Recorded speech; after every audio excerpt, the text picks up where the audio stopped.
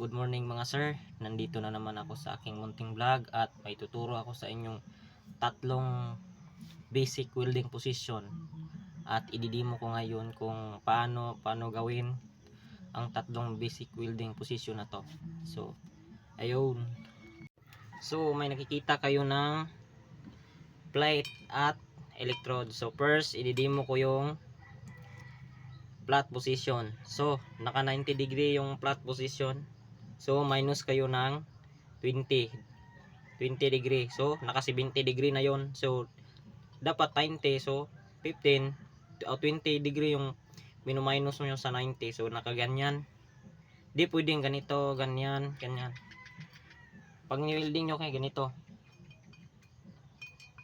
O ganyan.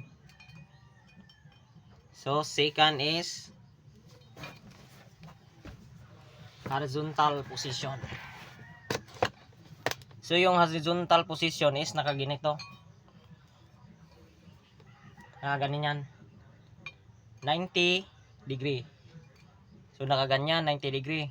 So minus kayo ng 20. Nakaganyan lang yan.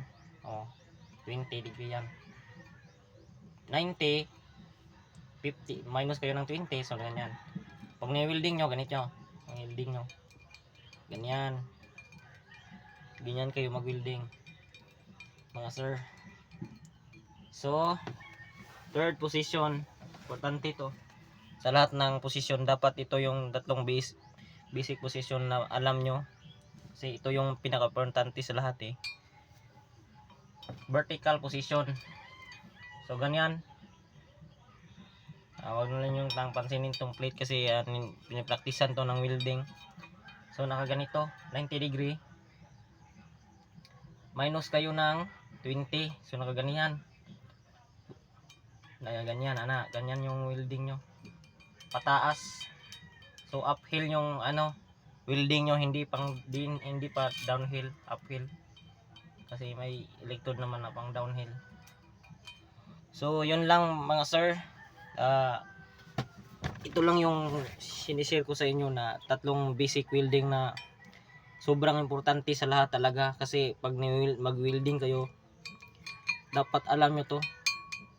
Welding nyo tong tatlong basic na position na to. Kasi pag nag-welding kayo, hindi tama yung angle nyo, hindi mo maidikit yung bakal. Pag hindi tama yung angle, dapat alam mo talaga yung anong posisyon mo. Kasi pag di mo alam, wala talaga. Dapat alam mo tong tatlong basic. So ito lang yung flat position, horizontal, vertical.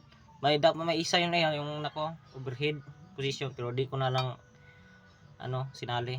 Yung tatlo lang yung sinali ko dito. So yun lang mga sir, thank you sa lahat yung nanonood dito.